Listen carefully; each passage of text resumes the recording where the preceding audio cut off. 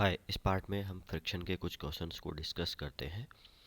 तो फ्रिक्शन के लिए ध्यान रखिए, ये नहीं ध्यान रखना है कि फ्रिक्शन मोशन को अपोज करता है, ये ध्यान रखिए फ्रिक्शन रिलेटिव मोशन को अपोज करता है। फिर अपने पास ध्यान रखिएगा, फ्रिक्शन में अपने पास स्टैटिक फ्रिक्शन होता है, काइनेटिक होता है। स्टैटिक फ्रिक्शन मोशन की टेंडेंसी को अपोज करता है। काइनेटिक फ्रिक्शन जो मोशन रिलेटिव मोशन होती है, दो सरफेसेस कांटेक्ट में है। काइनेटिक फ्रिक्शन चाहता है कि दोनों सरफेसेस साथ में मूव करें। तो जो जिसका स्पीड ज़्यादा होगा उसको अपोज करेगा, जिसका स्पीड कम होगा उसको सपोर्ट करेगा। तो डायरेक्शन हम उसके अकॉर्डिंग डिसाइड करेंगे। चलिए, तो फर्स्ट अपने पास यहाँ पे क्वेश्चन है, ये देखिएगा आपके पास में a block of 10 kg kept और rough surface F equal to 4t आपको गिवन है, टाइम के डिपेंडेंट फोर्स गिवन है, और गिवन है यहाँ पे at what value of time T block will start moving, block कब मूव करना स्टार्ट करेगा। तो ब्लॉक मूव करना स्टार्ट करेगा जब आपके पास में ये फोर्स जो है स्टैटिक फ्रिक्शन को मैक्सिमम वैल्यू को एक्सीड कर जाएगा। तो यहाँ पे एफ स्टैटिक मैक्सिमम कितना होगा, mu static into M G, that's 0.4 into 10 into 10। तो F static maximum is 40 newton. तो यहाँ पे ब्लॉक मूव करेगा if that F 40 is greater और equals to F static maximum, that means 40 greater और equal to 10 या टी ग्रेटर और equal to 10। तो यहाँ पे टी ग्रेटर देन 10 अपना आंसर आ जाएगा। नेक्स्ट में देखिएगा, इसमें गिवन है, हाँ ये वाले क्वेश्चन में काफ़ी स्टूडेंट बहुत कंफ्यूज होते हैं इसमें। इसमें देखिए गिवन है कि ब्लॉक है 10 kg का, रफ सरफेस के ऊपर मूव कर रहा है।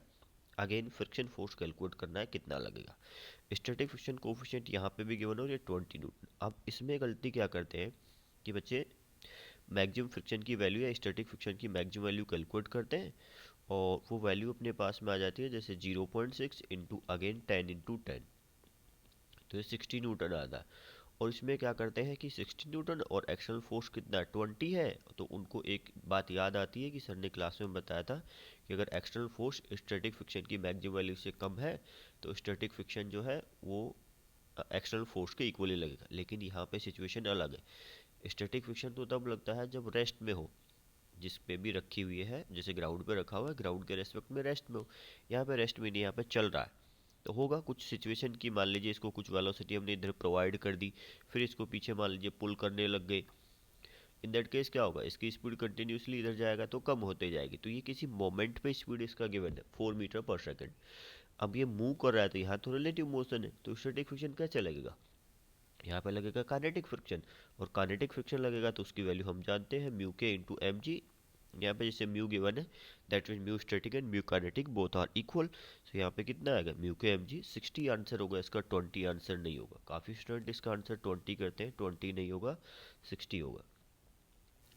एक और देखिए यहाँ पे प्रॉब्लम गिवन है, इसमें एक्सेलेरेशन गिवन है कि 40 न्यूटन से हमने इधर पुल किया है इसको, देन एक्सेलेरेशन इसका 2 है, और अपने को कैलकुलेट करना है कि यहाँ पे काइनेटिक फ्रिक्शन कोफिशिएंट कितना होगा।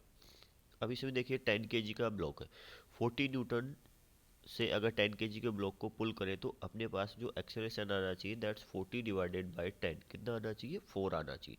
लेकिन है कितना, यहाँ पे 2 है, तो फ्रिक्शन अपोज कर रहा है, तो फ्रिक्शन की वैल्यू कितनी आ जाएगी। नीचे देखिए यहाँ पे अपने पास में आएगा, हमने अप्लाई किया 40 minus F kinetic divided by M equals to A. 40 minus, क्योंकि इधर मूव कर रहा है तो कुछ अपने पास में अपोजिंग फोर्स आएगा, तो ये वैल्यू कितनी आ गई 40 माइनस एफ के बाई 10 इक्वल टू 2। यहाँ पे 40 माइनस एफ के की वैल्यू 20, और ये वैल्यू आ गई आपके पास में, यहाँ पे म्यू के की वैल्यू आ जाएगी 0.2। एक और प्रॉब्लम देखिए अपने पास ये है, इसको रीड कीजिएगा। ब्लॉक है 1/3 kg का, रफ सरफेस के ऊपर रखा हुआ है, और फ्रिक्शन कोफिशिएंट 0.75 गिवन है। Work done by minimum force required to drag the block by 5 metre. देखिए जब मिनिमम फोर्स की रिक्वायरमेंट है तो एक तो हमें याद होना चाहिए कि पुल करने पे फोर्स कम चाहिए होता है, तो इसको कुछ एंगल पे इस तरीके से फोर्स अप्लाई कीजिएगा एफ। इससे इसका एक जो कंपोनेंट है एफ कोस थीटा इधर आएगा, एफ साइन थीटा इधर आ जाएगा। फ्रिक्शन चलिए पीछे अपोज करेगा, ये एम जी और ये नॉर्मल। तो हमने पहले अप्लाई कर दिया कि नॉर्मल की वैल्यू कितनी हो जाएगी, M G minus F cos theta. इससे अगर मूव करवाना है दैट मीन्स, और मिनिमम फोर्स मतलब जस्ट काइनेटिक फ्रिक्शन को ओवरकम कर दें हम। तो यहाँ से एफ काइनेटिक की वैल्यू कितनी हो जाएगी, म्यू के into normal, that's mu into M G minus F sine theta. अब ये भी बच्चे काफ़ी कर लेते हैं, इसमें गलती आगे जा करके होती है।